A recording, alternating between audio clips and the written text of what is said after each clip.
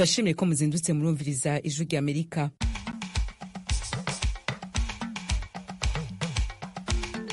Radio ijwi ry'Amerika isamira na Washington DC mu Kirundi no mu Kinyarwanda. Mu Burundi muriko mutwumva ku mirongo migufi ya shortwave kuri metero 22 na 19. Mu Rwanda tukaba kuri FM 104.3 vy'ijwi ry'Amerika. Ikaze makuru muri kino gitondo mugiye gushikirizwa na Diane Ninahazwe. Kwa gatatu w'inondwi abantu bataramenyekana barateye urugo rwa Aime Magera havugira umugambwe SNL utavuga rumwe na leta y'u Burundi mu bihugu vya Buraya. Imbira nibaza ko hatarenze indwi imwe yigeze kumpamagara arambwira aranganiriza ambwira ati we mu bantu baronderwa abantu bagomba kugirirwa nabi we urimwo. Je ndavuga ati jewe ntabwo bamfise na gatoyi. Uyu ni Aime Magera havugira umugambwe SNL utavuga rumwe n'ubutegetsi bw'u Burundi. Muri Kongo naho muri make ingwano hagati y'abarwanyi ba M23 n'igisirikare c'ico gihugu FARDC irabandanya. Muri muno makuru turaja mu gisagara ca Sake carayicumvikanyemo ibisasu. Turabwira n'urugendo president wa Pologne yarayakoreye ikibeho mu Rwanda.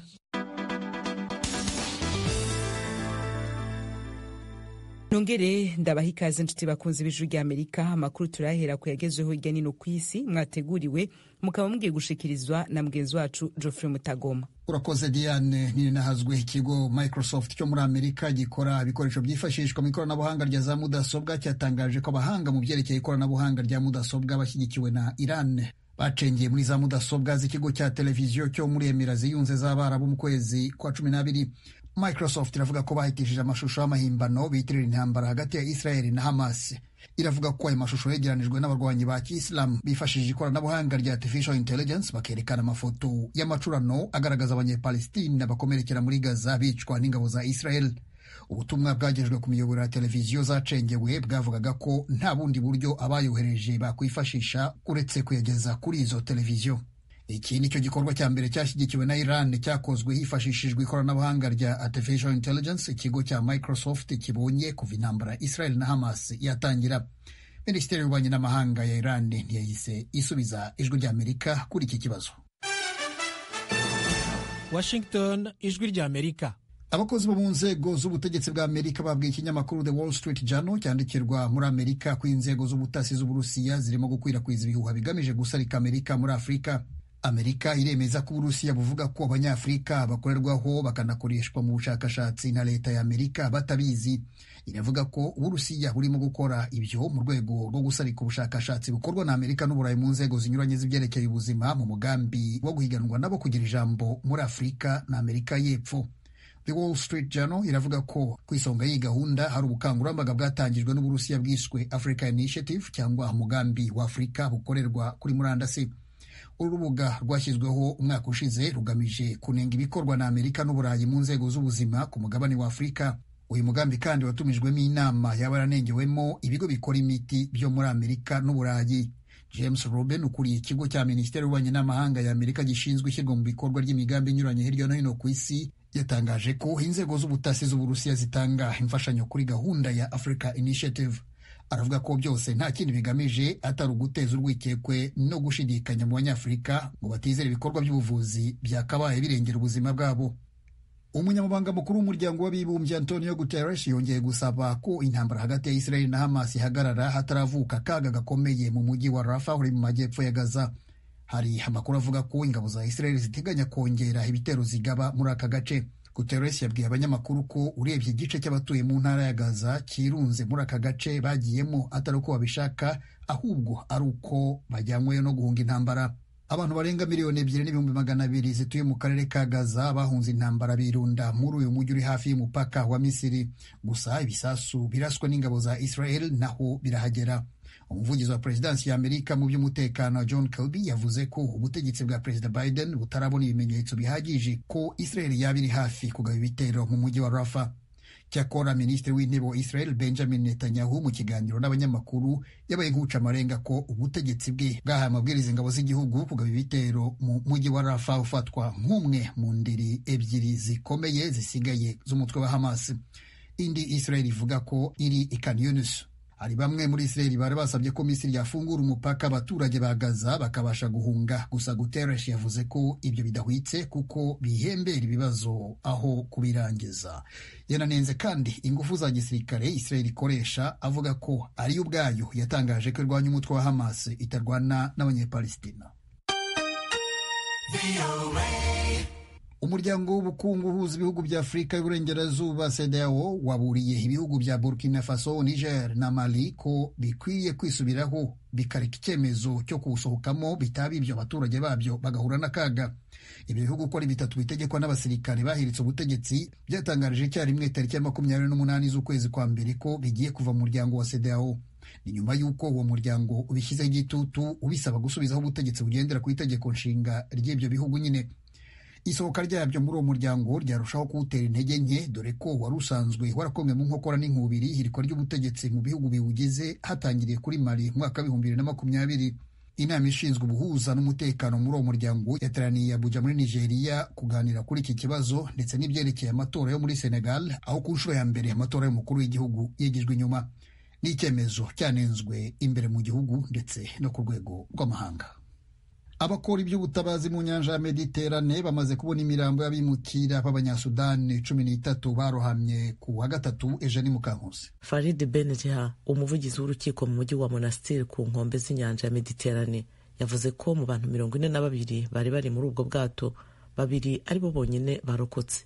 Bari baturutse mu mujyi muto wa Jebiniana hafi ya Sfax.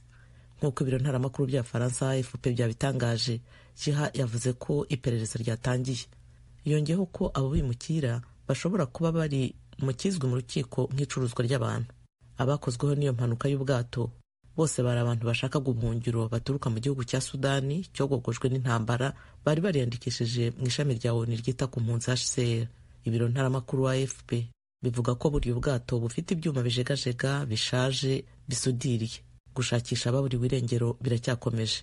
Urakoze Eugenie Mukankusi. Twibutsa ko Tunisia muri iki gihe ariyo yasimbuye Libya nk'igihugu cyifashishwa n'abimukira bambuka bajya ku mugabane w'Uburayi, bose bahunga ubukene n'intambara birangwa hirya no hino muri Afurika no mu burasirazuba bwo hagati, bizera ko babona ubuzima bwiza mu Burayi. Abategetsi bo muri Tunisia baravuga ko mu mwaka wa 2023 abarinda imipaka yo mu mazi muri icyo gihugu babonye imirambo 1000 y'abimukira bagerageje kuva muri Tunisia berekeza mu Burayi. Ni umubare munini kuruta iyindi wari ugaragaye mu myaka yose ishize icyo kibazo kihavugwa. Abanyatunisia nabo bari mu bagerageza kwambuka bajya i Burayi. Abimukira Abanyatunisia bagera kuri 40 baburiwe irengero umwaka ushize nyuma y'uko ubwato barimo berekeza mu Butaliyani burahamye. Diane Ninahazwe. Arakoze Geoffrey Mutagoma kuri ano makuru yaduteguriye, akaba ahejeje kudushikiriza. Ayo mwumvise n'ayandi mushobora kongera kuyasanga kuri Wezi 3 akaburungu radio yacu VOA akaburungu.com, adresse ya YouTube yacu, Instagram, Facebook na X ni VOA radio yacu. Mukanya n'amakuru avugwa mu bihugu bigize akarere k'ibiyaga binini vya Afrika.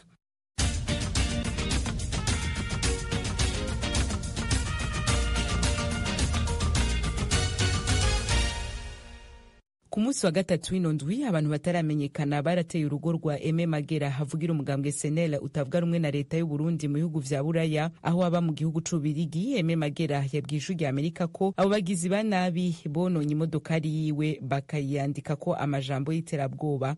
Ibindi kuri no nkuru numenyesha amakuru wacu ku mugabane wa Buraya, Pierre Claver niyo nkuru. Abo Aime Magera, umwe mu batavuga rumwe na leta y'u Burundi yita abagizi ba nabi, bamusanze ku rugo iwe ku nkengera y'umugwa mukuru w'Ububirigi i Buruseli. Yatangarije ijwi rya Amerika ko abamuteye mu ijoro ryo kuri uyu wa gatatu bashize ku modokari yiwe ibintu binuka cyane bishobora kuba birimwo n'amazirantoke canke uwundi mucafu. Mugabo ibyabaye ni ibintu nyene biteye amakenga kuko ikintu kiri kunze ku kiyo c'imodokari taraba mbona ikintu kininiya cane cera gisa n'igikanye, mugabo kiriko n'ibindi bintu urumva ko kabisa hari akamoto kadasanzwe kakirukana abantu banditse amajambo menshi adafise siguro, mugabo ahantu ubona ko bafashe umwanya ukwiye, indome zitoze ku murongo, mugabo hamwe usanga zicuramye zikitse, azindi ugasanga zirahagaze. Hariho nk'ahantu usanga handitse ngo kimara espace ngo killing no kill, urumva ivyo bihisiguriya. uwo munyepolitike avugira umugambi SNL utavuga rumwe na leta y'u Burundi mu bihugu vya Buraya yaratabaje igipolisi kugira ngo gikore amatohoza. Harabo Magera yikeka nibaza ko ari imvo za politiki ntashidikanya kuko hari n'umuntu ejo bundi nibaza ko hatarenze indwi imwe yigeze kumpamagara arambwira aranganiriza arambwira ati we mu bantu baronderwa abantu bagomba kugirirwa nabi we urimwo je ndavuga ati jewe kweri aha ntabwo bamfise na gatoyi iterabwoba ndarimenyereye mugabo kuzana ico kintu kimeze nk'igipapuro kirimwo ivyo bintu binuka ivyo bintu bimeze nabi bakabipanga neza bakagishira kuri ku kiyo c'imodokari urumva n'ibintu biba vyateguwe. Magera n'umwe mu banyepolitike abo mu mashirahamwe yigenga n'abamenyeshamakuru baheruka guhurira mu nama idasanzwe yawuje abaserukira iyo migwi bose mu kwezi guheze mu gihugu c'Ububirigi. Afise amakenga ko bifitaniye isano, gusa n'imbere yaho yemeza ko yari yaronse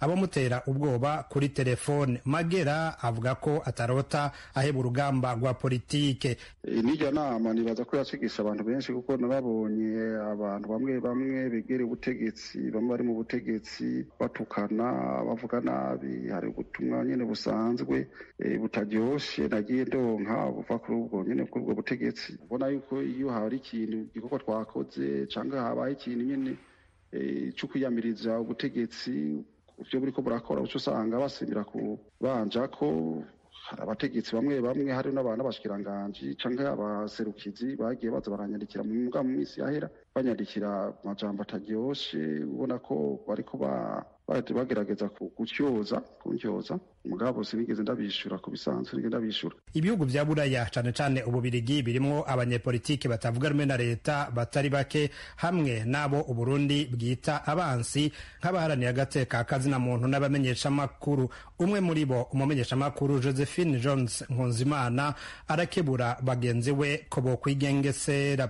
Abantu bari ngaha barangajwe, abandi barahunze ingorane canke ziriya. Biratangaje kubona hoba hariho bashaka kwica umuntu yamaze guhunga, aho wamuhungiye aba ariho asubira kugusanga. Je nibaza ko ubuya natwe dukwiye kumenya ubwenge tukikingira gusumba uko twahora. Tugendera ahantu henshi, tugendana n'abantu benshi, kwicarana abantu baraja mu mamanza, ivyo vyose tujamwo ni riski. Ubu nukwicungera urumva ntitwijajare, nta mwongo buri sato ibidahitswe. Abo bose tugendana sibo beza kandi n'umuntu ashobora kuba korompe bigakunda. Mu kwezi kwa12 umwaka uheze hari umukenyezi yiciwe aho nyene mu gihugu c'Ububirigi mu rugo rw'abarundi yari yagiye kuramukanyamwo. Amatohoza y'igipolisi yerekanye ko uwo murundikazi Rose Ndayishimiye yishwe akubiswe ikintu mu mutwe imbere yuko anigwa. Pierre Claver Niyonkuru kubwijwi rya Amerika. Tusikilize sauti ya Amerika. Ielewe.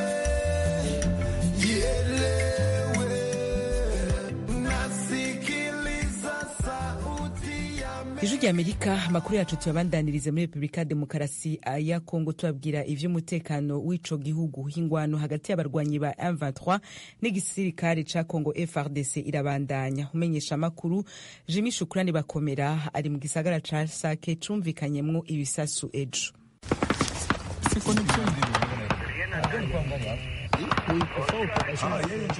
Aha turi ni ku musozi muremure wa Bukarara uri mu birometero 15 gusa uvuye mu mujyi muto wa Sake. Ubu ngubu aha haragenzurwa na FARDC ifatanyije na Wazalendo. Ni ku birometero 7 gusa uvuye ku muhanda uva Sake ugana mu gace ka Kicanga muri sheferi y'Abashali mu teritwari ya Masisi. Ingabo za Kongo FARDC zifatanyije na Wazalendo zirimo gutana mu mitwe n'inyeshyamba za M23. Imbere yaho gato humvikana urusaku rw'imbunda nini ya FARDC irasa ibisasi byerekeza mu musozi wa Malehe werekera mu gace ka Mushaki kari mu maboko ya M23. Ntabwo FARDC irabasha kwigarurira aka gace kuko M23 yasize ibirindiro byayo bikomeye. Ni ku muhanda uva Sake ujya mu duce twa Rubaya ukagera ku biro bikuru bya teritwari ya Masisi. rw'urufaya rw'amasasu rwakomeje kumvikana kuva mu masaha ya mu gitondo kugeza amasaha y'umugoroba kuri uyu wa kane. Mu mashyamba twanyuzemo twahabonaga amazu y'abaturage, ariko nta muturage twahabonye kuko hafi ya bose bahunze imirwano. Amasoko ya FARDC atubwira ko aba baturage bahunze kuva mu mezi 3 ashize ubwo M23 yigaruriraga uduce twa Malehe na Bukarara. Aha uba warenze Kimoka, ahari ibirindiro by'ingabo za MONUSCO zaje mu bikorwa by'ubufatanye bwa gisirikare muri operasiyo yiswe Springbok. Izo ngabo za ONU zasinyanye na leta ya Kinshasa mu kurinda ibice bya Sake n'umujyi wa Goma. Amani Bindukije ni umuturage dusanze muri aka gace utarahunze imirwano, ari kumwe na bagenzi be bari baje kureba uko ibintu byifashe muri utwo duce. Hapa tuko mu groupement Kamuronza. Aha turi ni muri Bukarara, urareba hariya hasi mu kibaya n'ahari imirwano kuva ku munsi w'ejo, ariko ubu FARDC igeze ahangaha yewe hamwe na Wazalendo. Mu by'ukuri twagize ubwoba ubwo twabonaga imirwano itangiye, none ubu ngubu ndabona FARDC yamaze kugera ahangaha. Twagiye mbese ducukura imyobo yo kwihishamo kugira ngo igihe bikomeye natwe tujye twihisha. Icyo dusaba ni uko FARDC ikora ibishoboka byose ikarangiza intambara, umwanzi akava muri iki gihugu cyacu cya Kongo. Ikigaragarira amaso ni uko FARDC yagerageje gusubizaho ibitero bya M23 byazaga bisatira santere ya Sake kuva mu gitondo cyo kuwa gatatu. Ibi byateye abaturage guhunga. Tuvuye muri iyi misozi habera imirwano twamanutse tugera muri santere ya Sake, aho abaturage bahunze berekeza mu mujyi wa Goma. Ibikorwa by'ubucuruzi bitandukanye birimo n'iby'ubwikorezi biragaragara ko byongeye gusubukurwa muri uyu mujyi. Gusa iyo urebye ku maso y'abaturage ubona ikintu gisa n'icyoba mu maso yabo.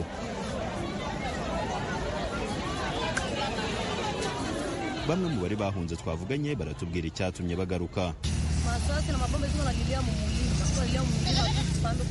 Nubwo hari ibisasu bigikubitira mu nkengero z'umujyi wa Sake, ntabwo twakagombye kuguma muri Goma, kuko muri Goma ibintu ntabwo bimeze neza. Uraja mu nkambi ukarangiza umunsi nta n'amazi ubonye ukunywa. Ibyo rero urabona ni ibibazo cyane bikomeye twebwe nk'abaturage tudashobora kwihanganira na gato. Njyewe mpisemo kugaruka, ariko ikibazo nabwiye umugabo wanjye ngo tuze, ariko yabyanze n'abana.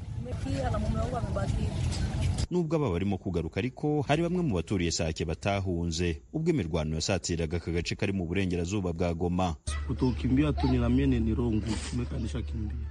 Icyatumye ntahunga nuko nabonaga ibintu bikomeye cyane, kandi kuva mu nzu no kujya ku muhanda nkatangira kugenda n'abandi byasaga naho bigoranye cyane. Natinyaga ko igisasu gishobora kumfata. Yego twebwe twasigaye hano muri Sake, nubwo ibibazo ari byinshi, ariko ntabwo twigeze duhunga. Ntabwo ari uko tudashaka guhunga, ariko twatinyaga n'inzira kuko byari bikomeye cyane. Ibisasu byarakubitaga. Ikindi kandi urabona ndi umukecuru, nagombye kuva hano nkajya Mugunga, ariko reka na tike ntayo mfite. Ningeenda Mugunga na kimbilia pale, lakini sina tike, tunateseka manake hapa Sake hawezi ona. Nubwo FARDC igaragariza abaturage kwizarinda umujyi muto wa Sake kudafatwa na M23, icyo abaturage bo muri Kivu ya ruguru bakeneye ni ukubona FARDC isubizaho ibitero byose bya M23. Hodari Muhawe Darius, umuyobozi w'urubyiruko mu ntara ya Kivu ya ruguru, niko yabwiye Ijwi ry'Amerika. Kugeza ubu agace ka Shasha kari mu birometero 15 gusa uvuye Sake, ku muhanda mugari ugana mu teritwari ya Kalehe mu ntara ya Kivu y'Epfo, karajyari mu maboko ya M23. Ibikorwa by'ubwikorezi bw'ibintu n'abantu ntabwo biratangira gukorerwa kuri uyu muhanda. Abava Sake baja Minova muri Kivu y'Epfo ntabwo bemererwa kunyura mu gace ka Kiroca hari ingabo za FARDC. Twibutse ko mu itangazo M23 yashyize ahagaragara kuwa gatatu yatangaje ko idafite umugambi wo gufata agace ka Sake yewe n'umujyi wa Goma. Igisirikare cya Kongo FARDC nacyo kibinyujije mu itangazo ryayo ivuga ko izakora ibishoboka byose mu kurinda ifatwa rya Sake yewe n'umujyi wa Goma.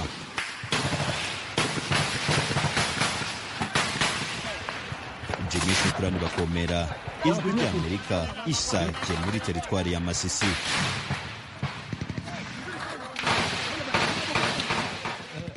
President wa Pologne yarayasozereye urugendo yaramaze iminsi 3 akorera mu Rwanda. Hejo yagendeye ubutaka butagatifu Ikibeho mu karere ka Nyaruguru kari mu ntara y'amajepfo y'igihugu. Ikibeho habereye amabonekerwa ya Bikira Mariya ku bana biga ku ishure ryitwa Nyina wa Jambo. President Duda wa Pologne ari kumwe n'umufasha wiwe bakiriwe n'abayobozi bakuru ba leta hamwe n'aba Ecclesia Katolika muri bo harimo umusenyeri wa diyoseze ya Gikongoro Hakizimana Celestin yabwiye Venuste Nshimiyimana uko bakiriye perezida wa Pologne.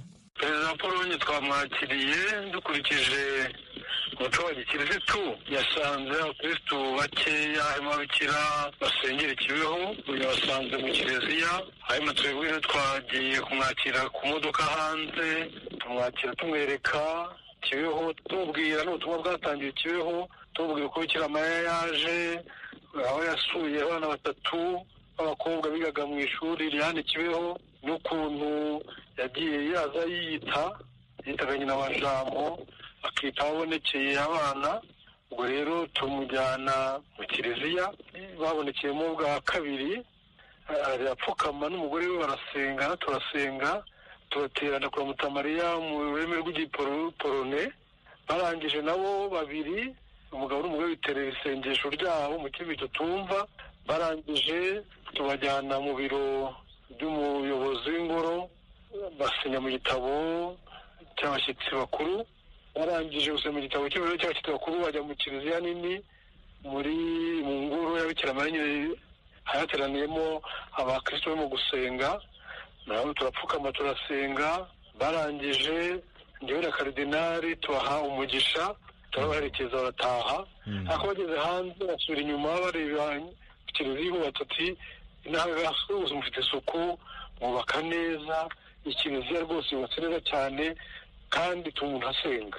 None musenye nimumbwire, birumvikana byari ibyishimo, ariko kuba ari we muyobozi mukuru usuye u Rwanda akaza namwe kubasura mukamwakira, ni iki mubona byongereye kuri iyo ngoro ya Bikira Mariya Kibeho? Ikintu cya mbere twashimye ko ari umuperezida w'umukirisitu, afite rwose, nawe yatwibwiriye, yabonye ifoto ya Mutagatifu Yohani Paulo wa II, aravuga ati umupapa atari musenyeri wa diyosezi yanjye atari y'abapapa. Ukabona yuko rwose ubukristu atari amagambo gusa, ari ubuzima. Ubwo tumwakira rero nyine yabereye abandi urugero. Ni perezida wa mbere usuye Kibeho, aza kandi aje mu rugendo nyobokamana, aje gusenga no kumva ubutumwa bwatangiwe Kibeho. Urumva rero ko Kibeho yatangiye kumenyekana. N'ubundi aho muri Pologne bajyaga baza, kuko umuyobozi w'ingoro wa mbere, umupadiri w'umupolone, umuyobozi wa Nyarushishi hari Kibeho nanone ni umupolone, ababikira ba mbere bashinze iriya shuri ba mbere ni aba muri Pologne. Ku buryo rero kuba perezida wabo yabasuye bitwongera rwose agaciro, kandi abakora ingero nyobokamana bo muri Pologne baziyongera, baza ari benshi kandi beza, kandi noneho n'abakuru b'ibihugu bandi yabereye urugero, bazajya nabo bamukurikiza kugira ngo bazarebe aho hantu muri Afurika hemewe ko Bikira Mariya yahabonekeye. None iryo shuri riri aho Ikibeho rifasha abana bafite ubumuga, rigafashwa na Pologne, ryo ryahungukiye iki?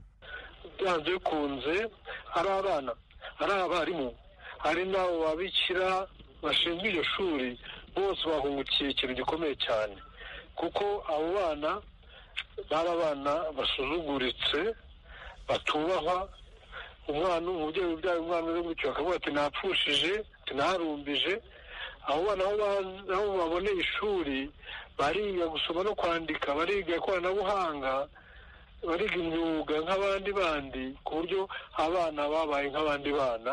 Noneho bagariwe agaciro, noneho no kuba perezida yabasuye, ku buryo abana bababyiniye, babaririmbiye, babona ko imbaraga zabo batanze tapfuye ubusa. Abarimu nabo bashyigikiwe uko bavuze ko babonye akazi kabo gahawe agaciro kandi kubashywe, ndetse n'ababikira babona yuko ari gukomeza kwitanga kandi bitangira abana kandi bitangira n'igihugu n'isi yose. Kubona perezida yabasuye rero yabongereye ingufu n'imbaraga, kandi bibaha n'icyizere yuko n'abandi bandi bazajya byiyongera mu kubasura no mu kubashyigikira. Nyakubahwa Musenyeri Celestin Hakizimana, umwepiskopi wa diocese ya Gikongoro, ndabashimiye cyane ku bw'aka kanya muhaye Ijwi ry'Amerika. Namwe murakoze cyane, ubutumwa bwiza ni mwiza. Ijwi ry'Amerika turaca bandanye n'amakuru tubafitiye, tuyabandanirize ngaha muri Amerika. Sentare nkuru yaraye yumvirije ababuranira Donald Trump yahoze ari president n'abashaka ko atakaza uburenganzira bwo kongera gutorerwa kuba umukuru w'igihugu. Abenshi mu bacamanza b'iyo sentare basa n'abashobora kuzoha ukuri Trump. Mwenzi wacu Thomas Kamirindi arabitubwira. Impaka zamaze hafi amasaha abiri. Abacamanza bose uko ari 9 bari mu iburanisha.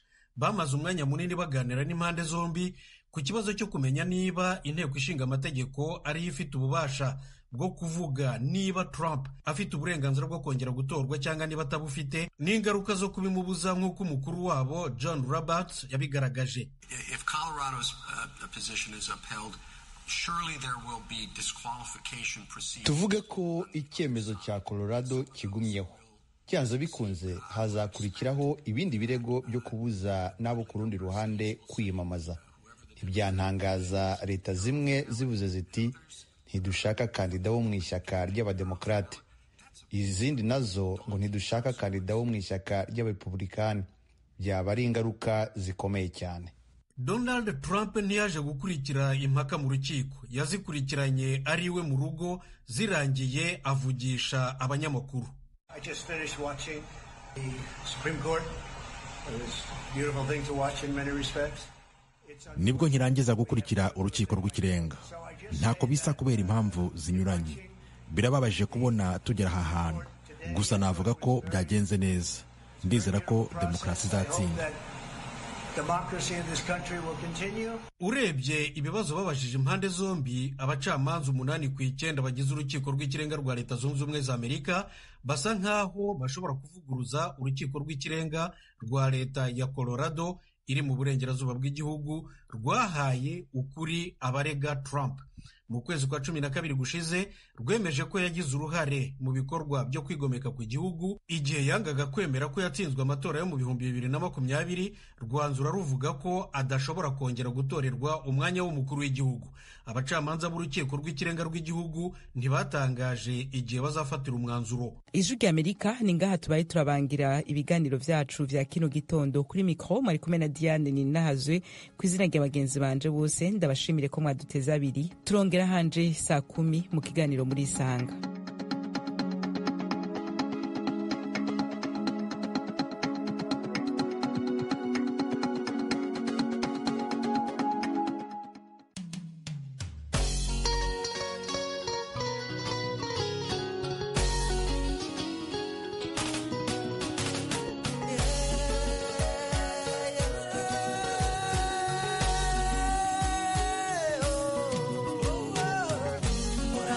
Mejor